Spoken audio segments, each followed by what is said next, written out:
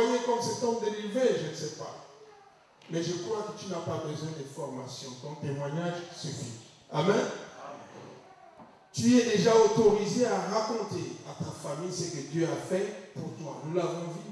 Hein? Dieu ne t'a pas délivré pour rien. Il t'a délivré premièrement pour que tu lui obéisses et faire sa volonté. Amen. Qu'est-ce que nous pouvons tirer comme enseignement dans ce message? Premièrement, Dieu ne veut pas que nous limitions son amour à notre propre délivrance. J'ai été délivré pour témoigner. Amen. C'est comme ça que je le prends. J'ai été délivré pour témoigner. Témoigner quoi? Jésus, Fils de Dieu, la grâce de Dieu, l'amour de Dieu, ce que Dieu veut pour moi, il le veut aussi pour toi. Est-ce que ce message c'est difficile? Je ne pense pas. Le piège, c'est quand on veut apprendre comment pécher. Et pourtant, on a déjà de quoi pécher. Amen. Donc, nous pouvons voir qu'à la lumière de cet homme délivré, il y a un complément à une promesse que j'aimerais dire ici. Actes des Apôtres, chapitre 16. Nous parlons là de l'histoire de Paul et Silas.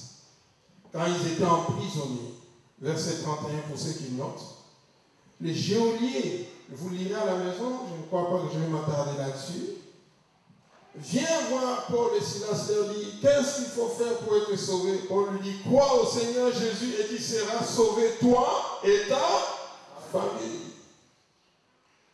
Voilà, il y a un hic. Quand on le prend littéralement, on croit que comme je suis sauvé, ma famille, d'emblée, va l'être aussi. N'est-ce pas? Non.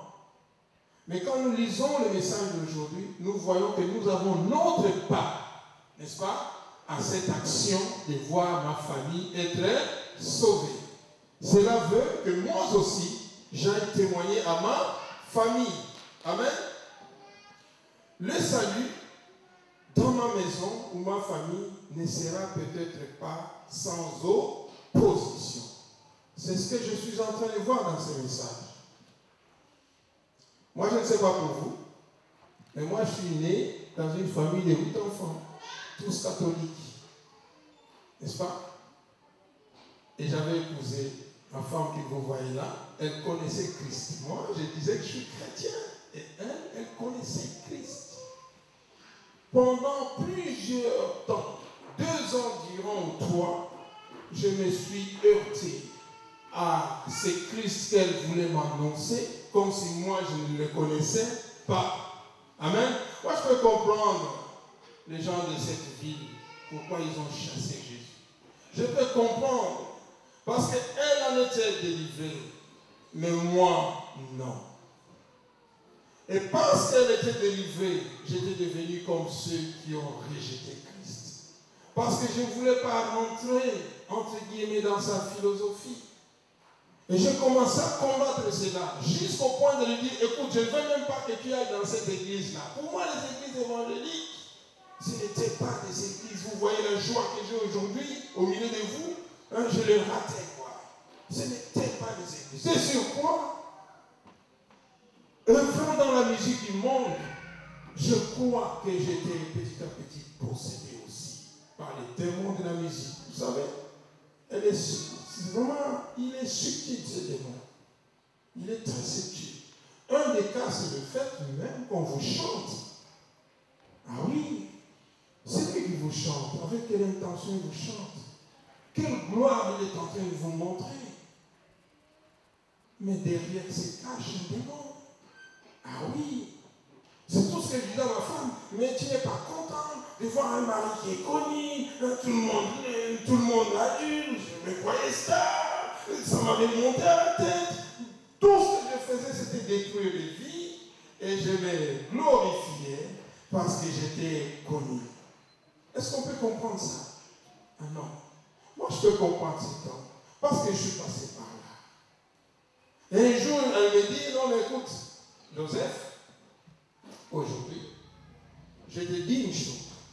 Si tu m'interdis encore d'aller prier, je préfère divorcer que de vivre avec un homme qui ne prie pas. Frère, honnêtement, dans ça, c'était comme revolver. Dans ma famille, on ne divorce pas. Dans ma famille, on se marie pour jusqu'à ce que la mort nous sépare. Comment se fait-il que cette dame me dit ça? Bien entendu, je vais voir King Kester et Ménel. Mon vieux, écoute, excusez-moi, il est mort, mais c'est avec lui que je t'allais pas. Pour vous dire à peu près quel était le démon qui se cachait derrière. Il me dit, mais dans cette église-là, il se marie souvent entre eux. Va voir. Peut-être qu'il y a quelqu'un qui tourne autour. Comme elle est fatiguée de t'inviter, tu ne vas pas. Peut-être qu'il y a quelqu'un qui tourne autour. Et vous savez, quand quelqu'un vous enferme, cette parole devient une ouverture. Il ouvre lui-même et vous invite d'aller à un endroit où il sait pertinemment qu'il y a un danger. Pour moi, la délivrance a commencé là. Pour moi, la délivrance avait commencé par ce qu'elle avait dit. Pour moi, la délivrance était dans son témoignage intègre, intégrité, ne craignant Dieu, ne voulant pas faire ma volonté, voulant tout le temps faire ma volonté de son Dieu.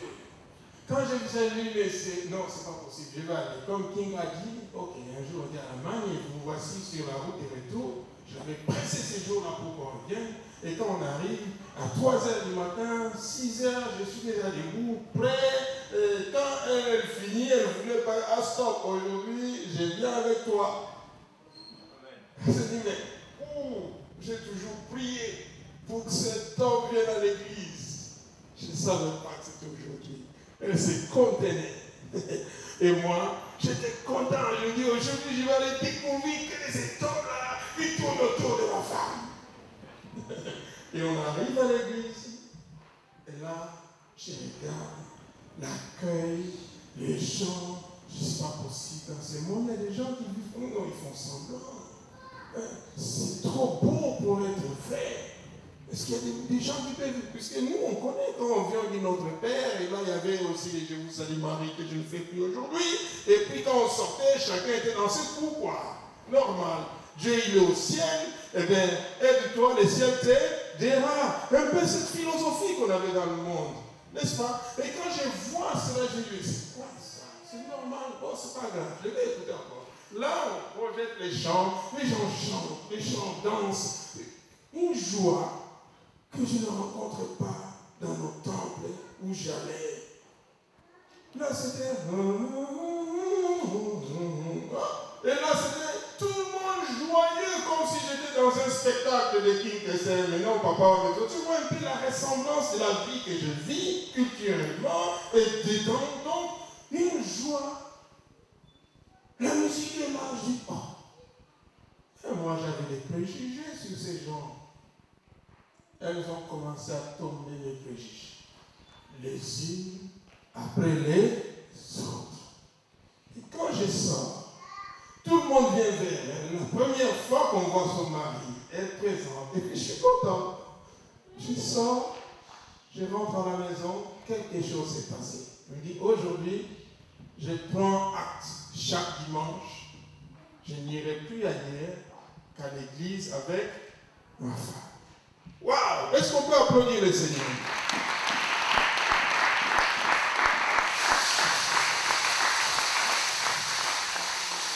Amen. C'est ça notre Dieu. Il n'est pas venu pour perdre, il est venu pour rassembler, afin de nous donner tous la vie éternelle et l'espérance. Amen.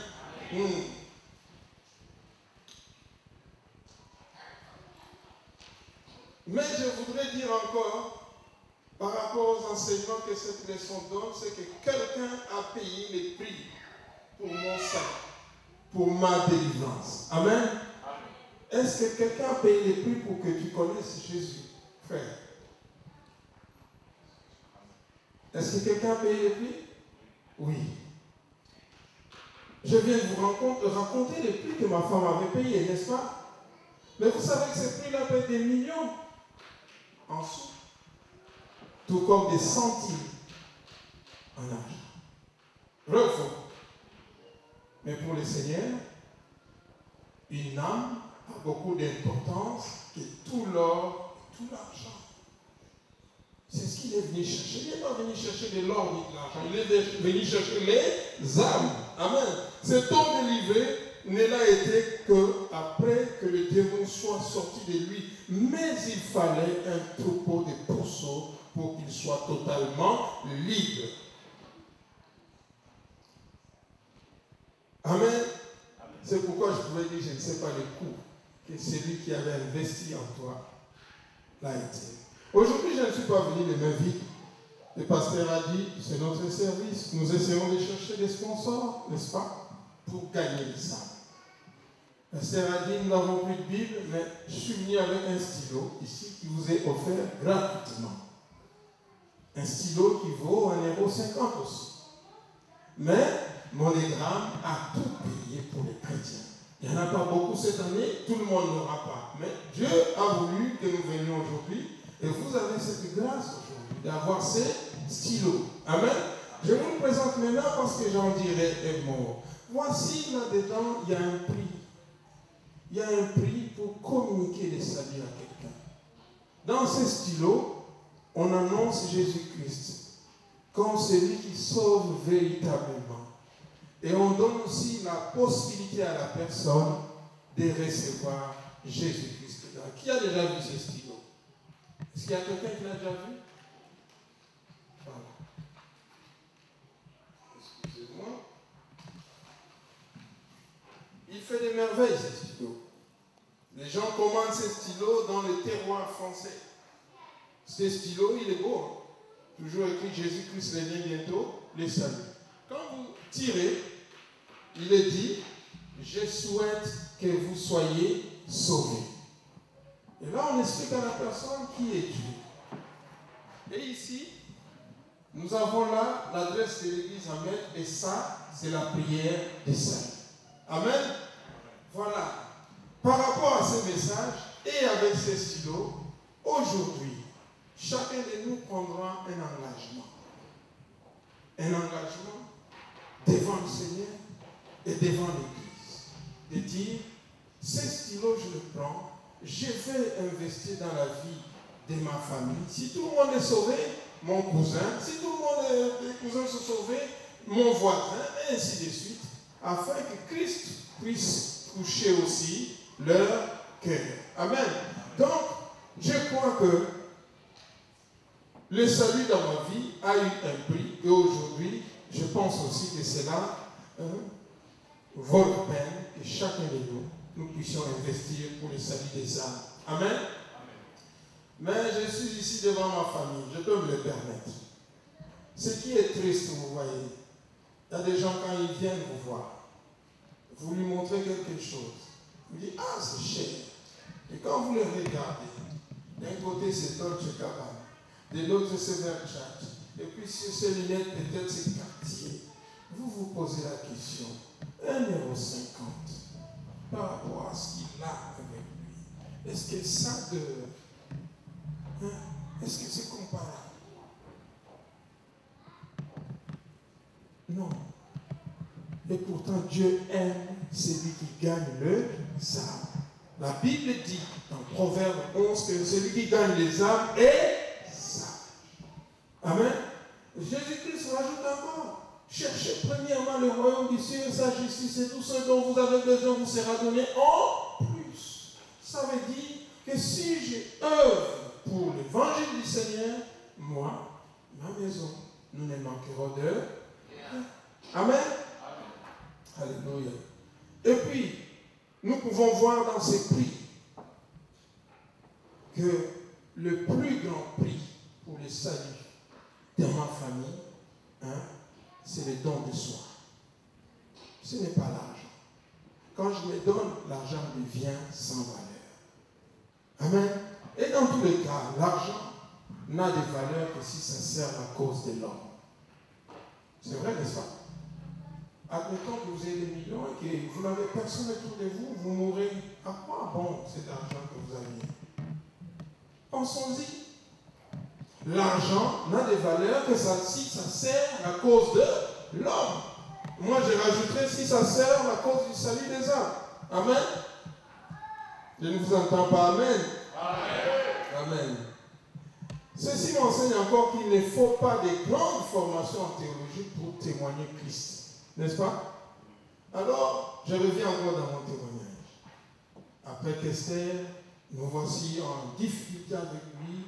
Je suis en face de Papa Wemba maintenant. Merci, on a fait. Et il y a eu des choses derrière. Et les RG derrière.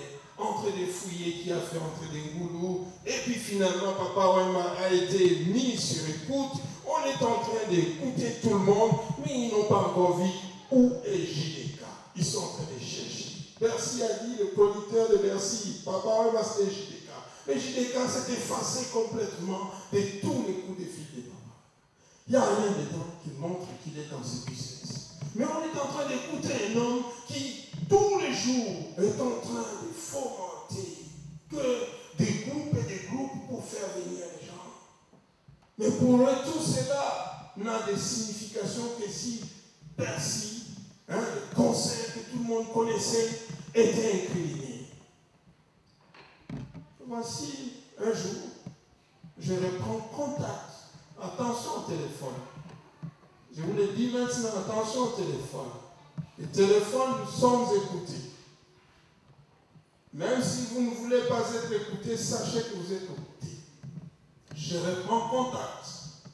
Bonjour papa, ça va, ça va. Ah, je décroche, ça va plus.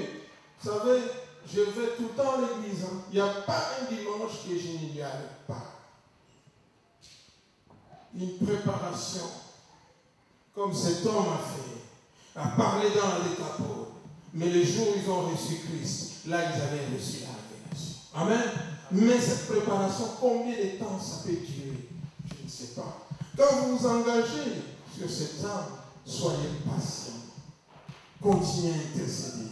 Mais un jour, Dieu se révélera à cette personne et ça sera votre joie. Amen.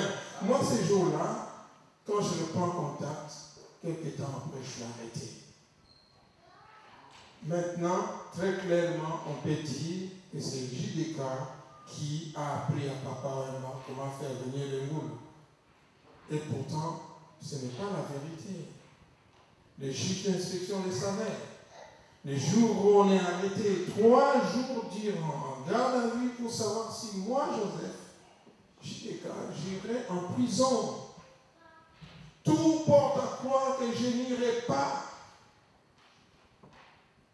Tout porte à croire que je n'irai pas. Il n'y a pas des écoutes valables pour que moi je vais en prison. Mais à charge, le secrétaire de Papa Wemba et lui-même. Donc 2 contre 1, je plonge. Le juge de liberté va prendre la décision de me mettre en prison. Frère, je suis Joseph et je crois que je vaux vraiment le nom de Joseph.